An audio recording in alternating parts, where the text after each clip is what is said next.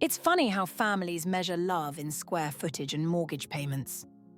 I swirl the champagne in my glass, watching the bubbles dance while my father's voice booms across our marble-floored living room.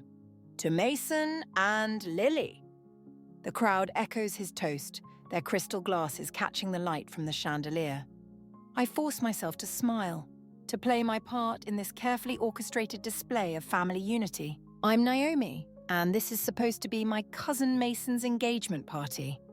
Instead, it's becoming another reminder of where I stand in the family hierarchy. But that's not all, my father continues, his hand resting on Mason's shoulder. Karen and I want to give you both the perfect start. We've purchased the Victorian on Maple Drive for you. The room erupts in gasps and applause. My champagne glass nearly slips from my grip.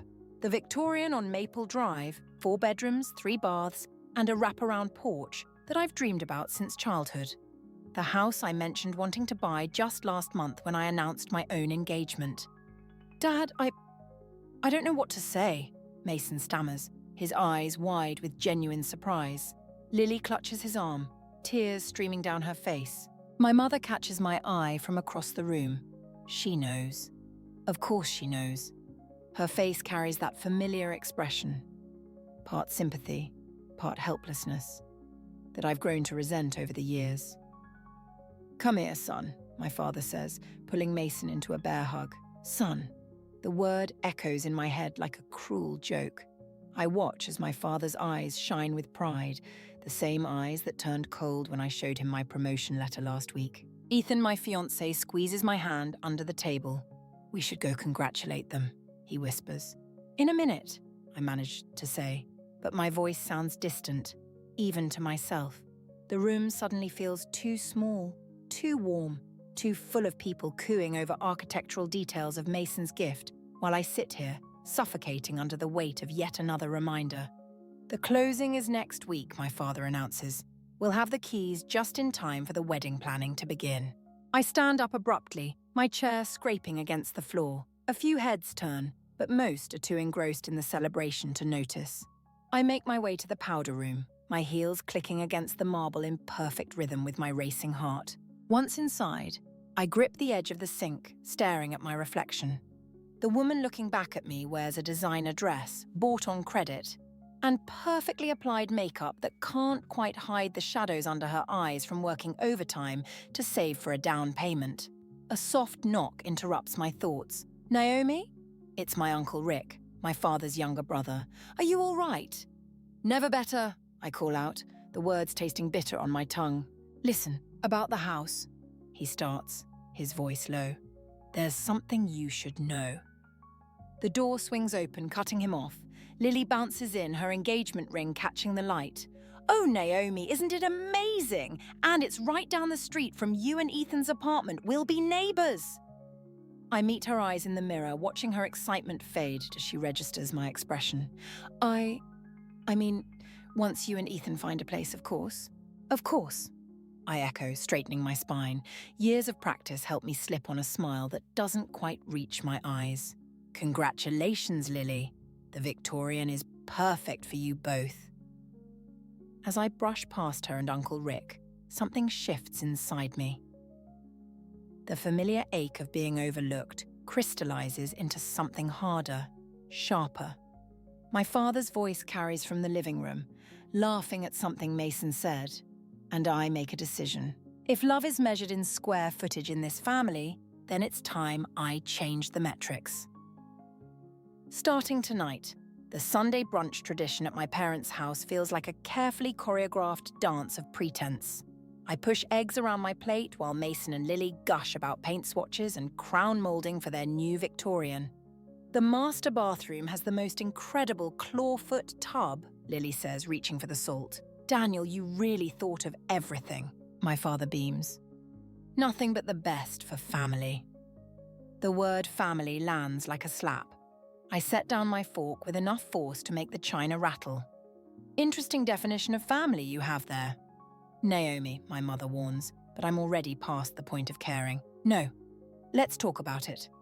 I lean forward, meeting my father's steel grey eyes. Let's discuss how Mason gets a 4-bedroom Victorian while Ethan and I can barely get approved for a starter home loan. Mason shifts uncomfortably in his chair. Come on, Naomi, it's not like that. Really? Then what's it like? The words taste like bile. Because from where I'm sitting, it looks exactly like that. My father wipes his mouth with deliberate slowness. Your financial situation is not my responsibility. If you and Ethan had made better career choices. I'm a marketing director at 28. The chair scrapes against hardwood as I stand. But that's never good enough for you, is it? Nothing I do ever is. You're making a scene, my father says, his voice dropping to that dangerous quiet I remember from childhood. Sit down. Or what? You'll give Mason another house? Lily excuses herself, practically running from the dining room. Mason follows, leaving me alone with my parents and the weight of decades of unspoken resentment. I have supported you your entire life, my father says. Paid for your education, your first car. The bare minimum of parenting isn't support, Dad, it's obligation. My mother reaches for my hand. Sweetheart, please, your father has his reasons. What reasons? I pull away from her touch. What possible reason could justify treating your own daughter like she's second-class family? Something flickers across my father's face. Fear? Guilt? Before his expression hardens again. You want to know the truth? Fine. Mason needs the stability more than you do. He always has. Why? Because he's your precious golden child? Because he's... My father stops abruptly, and my mother goes very still beside him. Uncle Rick chooses that moment to walk in, catching the tail end of our conversation. His face drains of colour. Daniel, don't. Don't what? I look between them, noting the silent communication passing between the brothers. What aren't you telling me? Nothing, my father snaps. This conversation is over. Like hell it is. I turn to Uncle Rick, whose guilty expression tells me everything I need to know about the existence of secrets. What's really going on here? Naomi, my mother pleads, some things are better left. In the dark? Like how you've kept me there my entire life? The pieces are starting to shift, forming a picture I'm not sure I want to see. What is it about Mason that makes him so special? What makes him more deserving of everything? My father stands so quickly his chair topples backward. Enough! You want to know why you're not getting a house? Because you're ungrateful, because you take everything we've given you and throw it back in our faces with these accusations. Daniel, Uncle Rick warns, but my father barrels on.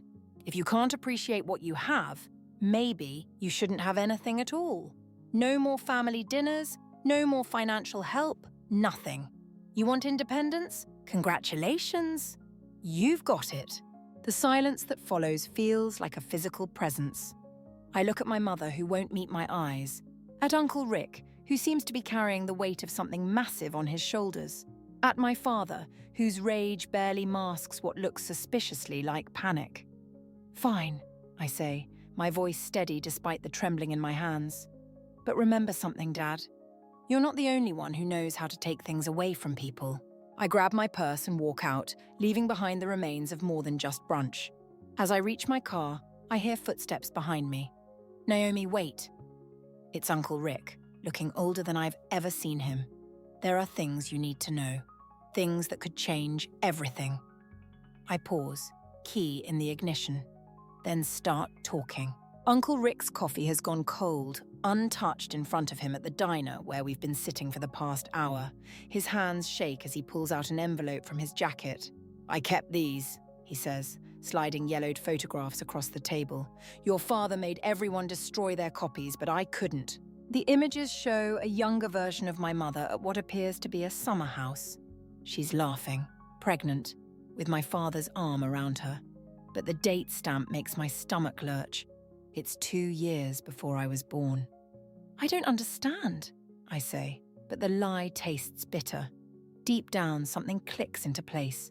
There was another baby, Rick says, his voice barely above a whisper. Before you. Your mother lost it late in the pregnancy. Daniel. He never recovered from that loss. When Mason was born.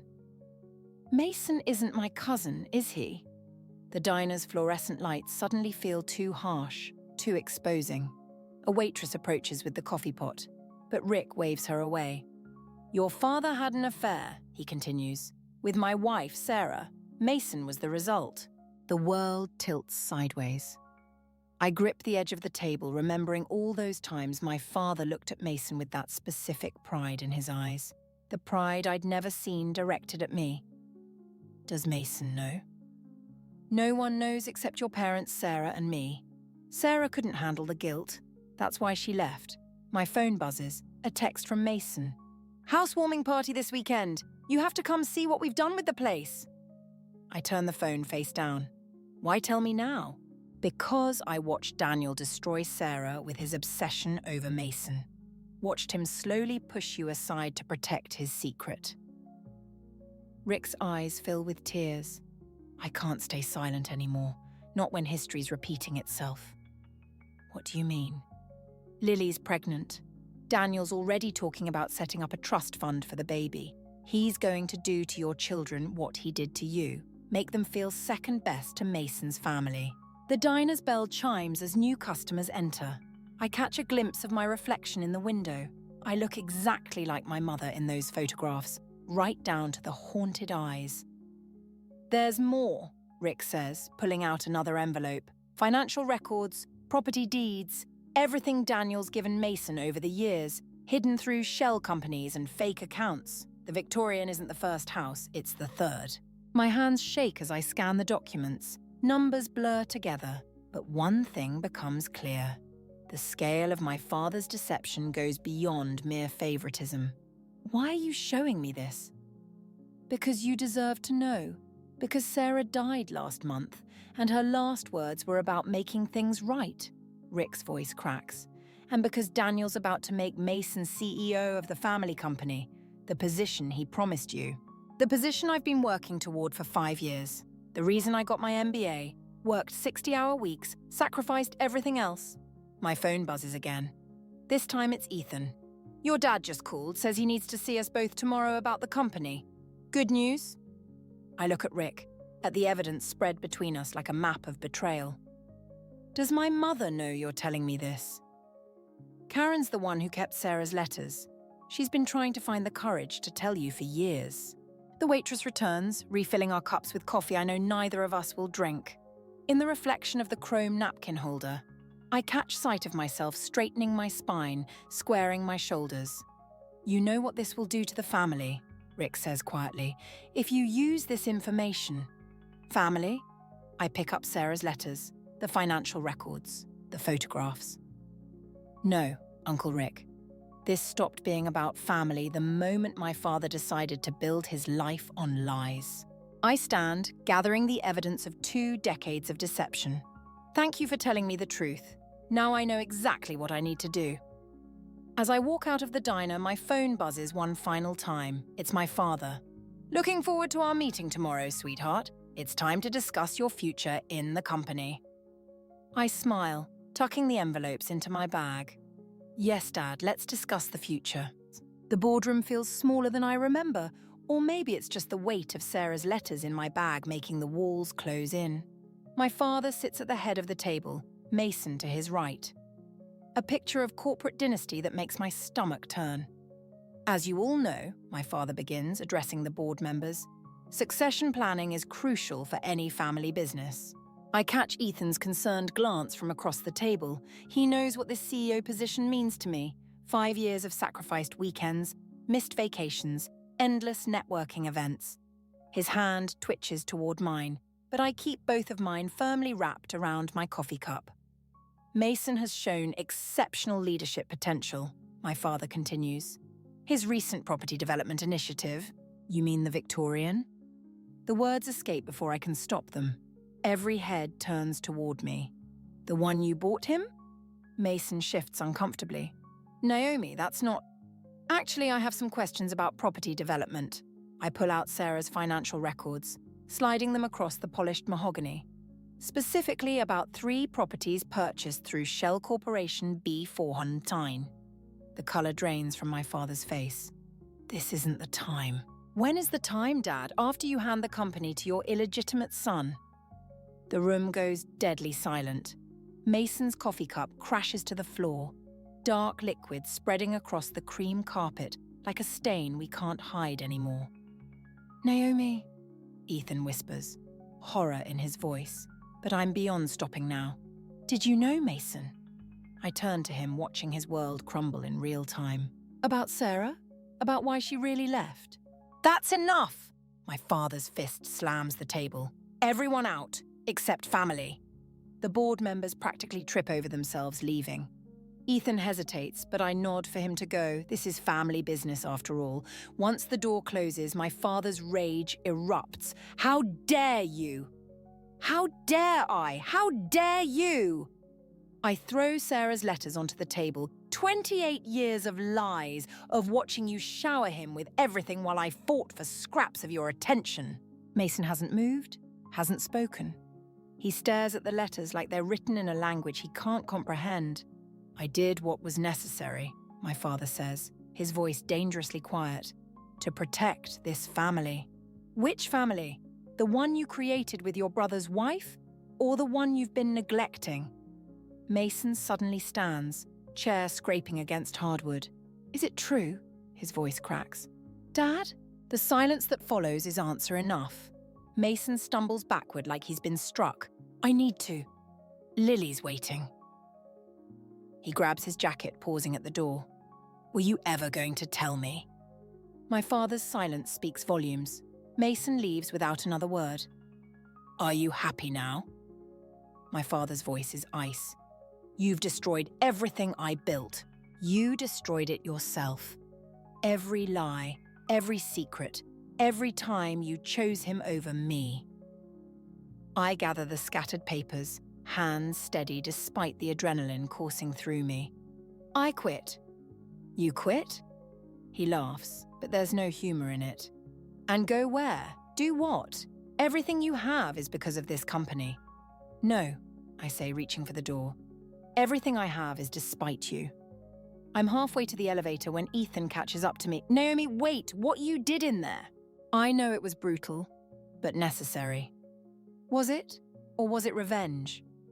I stop, really looking at him for the first time today. There's something in his eyes I've never seen before. Fear, maybe. Not of me, but for me. Maybe it's both, I say. Maybe I'm tired of being the only one carrying the weight of their secrets. My phone buzzes. A text from my mother. "Mason just called. He told me everything. We need to talk." Another buzz. Mason. "The Victorian, I can't keep it, not now." And finally, Uncle Rick. "It's done. But are you ready for what comes next?" I look at Ethan, at the company logo looming behind him, at the life I'm walking away from. "I don't know what comes next," I tell him, "but I know I can't go back." The elevator doors open, and I step inside, leaving behind the carefully constructed facade of family business. In my bag, Sarah's letters feel lighter now, but the truth they carry weighs more than ever. 3 empty wine glasses sit between Ethan and me on our apartment floor, surrounded by Sarah's letters and financial documents spread out like tarot cards, predicting my family's destruction. "We could take this to the press," Ethan says, highlighting another suspicious transaction. "The shell companies, the hidden properties, it's all corporate fraud." I trace the rim of my glass, remembering Mason's face in the boardroom. "It's not enough." "Not enough?" "Naomi, this could destroy your father's entire empire." That's his legacy. I want his truth. My phone lights up with another missed call from my mother, 17 and counting. Ethan sets down his papers. "You're starting to scare me." Before I can respond, a knock at the door freezes us both. Through the peephole, I see Lily, mascara streaked down her face. "I know you're in there, Naomi, please." I open the door but keep the security chain on. "Does Mason know you're here?" "Mason's gone." Her voice cracks. "He left after the meeting. But there's something you need to know." I close the door to remove the chain, catching Ethan's warning glance. When I let Lily in, she clutches her stomach protectively, a gesture that makes my blood run cold. "The baby," she says, collapsing onto our couch. "Your father knew before anyone else. Before Mason, even before me. What are you talking about? He had me followed, knew the exact day I took the test. She pulls out her phone, showing me texts from my father dating back months. He's been planning things. The Victorian, Mason's promotion, trust funds, all of it was arranged before I even knew I was pregnant. Ethan starts gathering the scattered documents. That doesn't make sense unless he's done this before, I finish, remembering Uncle Rick's words about history repeating itself. Lily's hands shake as she reaches for her purse. There's more. I found these in your father's study last week. She produces a stack of medical records, not hers but Sarah's, and my mother's. As I scan the documents, the room starts spinning. Genetic testing, fertility treatments, detailed medical histories going back 30 years. He's obsessed with bloodlines, Lily whispers, with creating some perfect family legacy. When I saw these, I couldn't stay quiet anymore. Why tell me now? Because he's planning something bigger. The company announcement wasn't just about Mason's promotion. He's restructuring everything. Trusts, inheritance, succession plans, and you're not in any of it. My phone buzzes again. Uncle Rick this time. Daniel knows you have the letters. He's coming for you. We need to move fast, Ethan says, reading over my shoulder. Paul, whatever you're planning, I already did it. My voice sounds distant even to myself. I sent everything to the board members, all of it. They'll find it in their emails tomorrow morning. Lily gasps. Ethan grabs my shoulders. Without telling me? I couldn't risk anyone trying to stop me. You don't understand, Lily cuts in. Your father, he has contingencies, files on everyone. The board, the investors, even your Uncle Rick. He'll destroy them all before he lets this get out. My phone lights up with a text from Mason. Dad's gone insane. He's shredding everything, threatening everyone. What have you done? Then another from my mother. He knows about the emails. Get somewhere safe. Now. We need to leave, Ethan says, already grabbing our emergency bag. But I don't move. Years of being overlooked, of watching my father manipulate and control everyone around him, crystallize into this moment. No, Naomi. He's coming here because he's scared. For the first time in his life, he's not in control. I pick up Sarah's letters, my ammunition, my truth. Let him come. Lily stands, one hand still on her stomach. What are you going to do? I look at the documents scattered across my floor, each one a piece of the elaborate lie my father built his life around. At Ethan, whose fear for me wars with his loyalty. At Lily, carrying the next generation of my father's obsession. I'm going to do what he taught me. I reach for my phone, pulling up my father's number. I'm going to protect my family, what's left of it, no matter the cost. The phone rings once, twice. On the third ring, he answers. Hello, Dad. I think it's time we finish this. The media vultures descend before dawn. My phone explodes with notifications as Sarah's letters and the company's financial records spread across social media like wildfire. I watch from my apartment window as news vans line the street, their satellite dishes reaching toward the grey sky like accusing fingers. Channel 7 is running with the corporate fraud angle, Ethan says, scrolling through his tablet. The others are focusing on the family scandal. My mother's text arrives like a punch to the gut. How could you do this to us? The building's intercom buzzes. Mason's voice crackles through. Naomi, please, let me up. Lily's crying. She thinks this is her fault. I press my forehead against the cool glass. Tell them I'm not here. They know you're here. Ethan sets down his tablet. Everyone knows you're here. My phone rings. Uncle Rick. When I answer, his voice trembles. The board is meeting emergency session. Daniel. He's releasing everything. Every secret, every scandal, everyone's dirty laundry. He says if he burns, we all burn. Let him. But my voice catches as I see my father's car pull up outside. You don't understand. He has proof about Sarah's death. It wasn't an accident, Naomi, and I helped cover it up. The world tilts sideways. Through the window, I watch my father step out of his car, ignoring the reporters swarming him. His face is carved from stone as he looks up directly at my window. What do you mean, covered it up? She was going to tell everyone the truth about Mason, your father.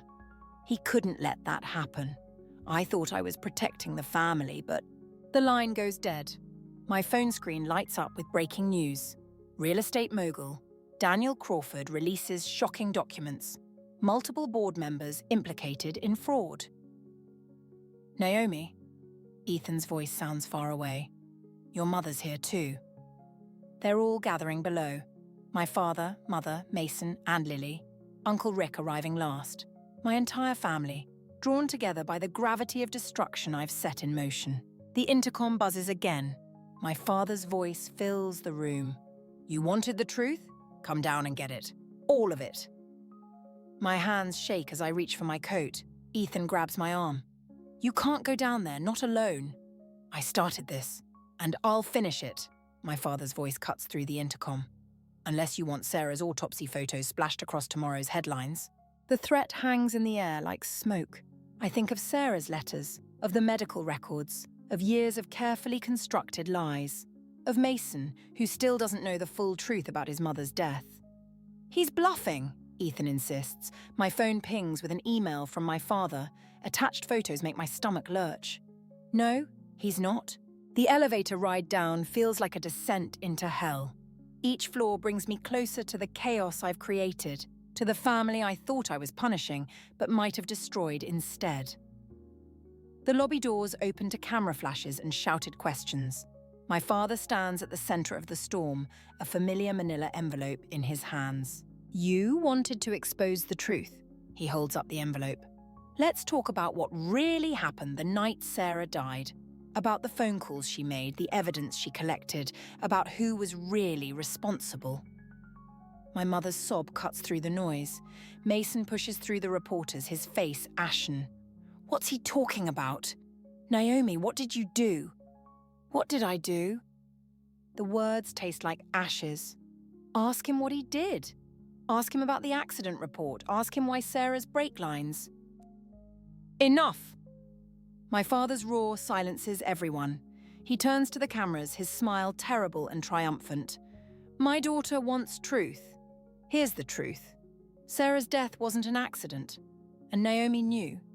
She's known for years. The lie hits like a physical blow. Mason stumbles back. Lily covers her mouth. Uncle Rick starts to speak, but my father silences him with a look. Tell them, Naomi. Tell them how you found the evidence years ago and used it to blackmail me for your position in the company. Tell them how you're not just seeking justice, you're covering your own guilt. The cameras turn to me, hungry for denial or confirmation, but I can't speak, can't breathe. Because in my father's eyes, I see the truth. He's willing to destroy everything, including himself, to maintain control. And I've just given him the perfect weapon to do it. The family estate's library still smells like leather and secrets. My father sits behind his mahogany desk, surrounded by the carefully curated evidence of his success. Awards, photographs, the illusion of a perfect family. You could have had everything, he says, sliding a folder across the desk.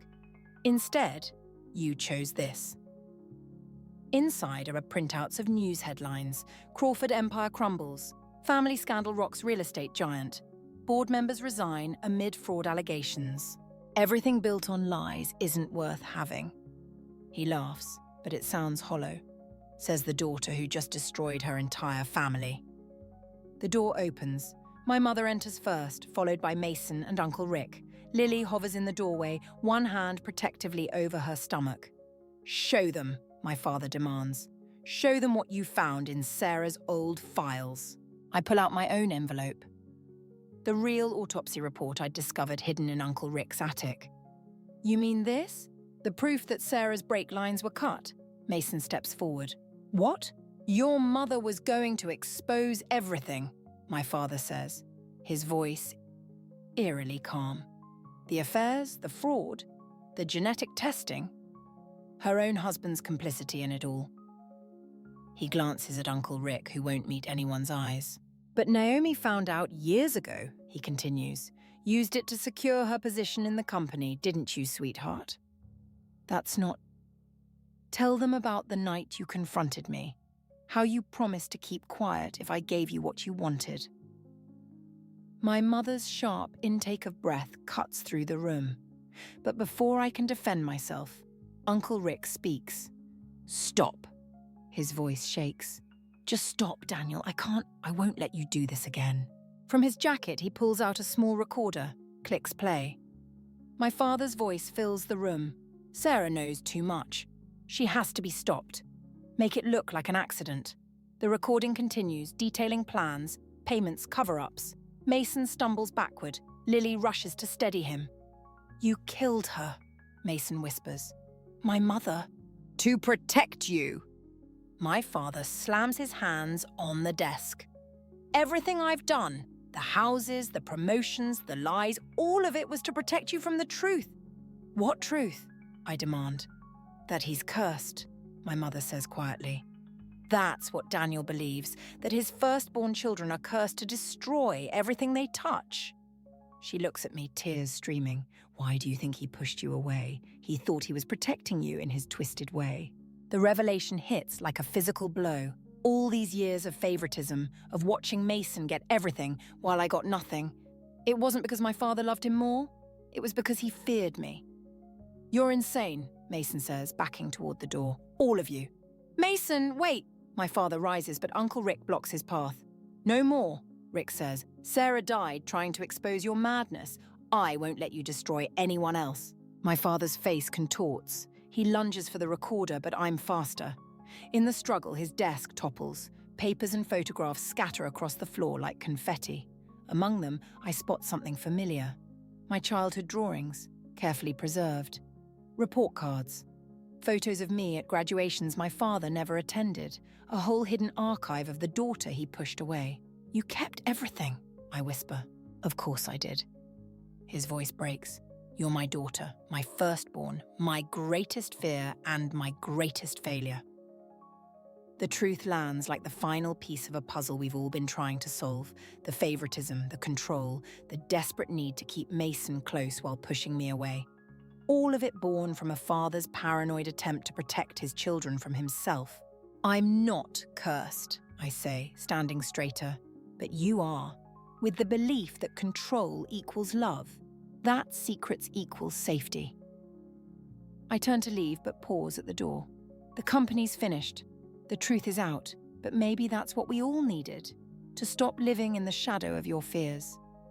Behind me, I hear my mother's quiet sobs, Mason's ragged breathing, Uncle Rick's heavy sigh, and my father's silence, the sound of a man finally facing the wreckage of his own making. As I walk away, the weight of revenge lifts from my shoulders, replaced by something lighter but just as powerful. Understanding. The key clicks in my new apartment's lock, a sound that echoes with finality. Ethan follows behind, carrying the last box from my father's house, labelled simply Memories. Your mother called again, he says, setting down the box. She wants to know if you'll meet her for coffee. Through the window, I watch movers unloading furniture across the street, Mason and Lily's things leaving the Victorian. They've decided to start fresh somewhere else, away from the weight of inherited lies. My phone buzzes with a text from Uncle Rick. Found this in Daniel's study. You should have it. Attached is a photo of a leather-bound journal. I'll pick it up tomorrow, I reply, though my fingers tremble at the thought. The doorbell rings. When I open it, there's no one there. Just a small package. Inside, I find a single key and a note in my father's handwriting. For when you're ready to understand. Ethan watches me from the kitchen. You don't have to read it. I do. I sink onto our new couch, the leather still stiff and unfamiliar. Because I need to know if I've become exactly what he feared. The journal's first entry is dated the day I was born. Each page reveals a father's descent into paranoia, tracking every instance of what he saw as the curse manifesting, my stubborn independence, my questioning nature, my refusal to accept the walls he built around our family. The final entry is from the night before everything exploded. By protecting her from herself, I've created exactly what I feared. The curse isn't in her blood, it's in what I've done to her, in what I've become. My phone rings. Mason. I sold the Victorian, he says without preamble. Split the money between Sarah's favourite charities. Good. A pause. Lily's having a girl. The weight of that revelation settles between us. Another firstborn daughter entering our complicated legacy. We're naming her Sarah, he continues. And we'd like you to be her godmother, to help us do better than they did. Through my window, I can see into the Victorians' empty rooms, spaces once filled with the illusion of perfect family life. Now they'll house new stories, new beginnings. I'd like that, I say and mean it. After we hang up, I usurp to open the box labelled Memories. Inside, beneath photos and report cards, I find something unexpected. A small, worn notebook in my mother's handwriting.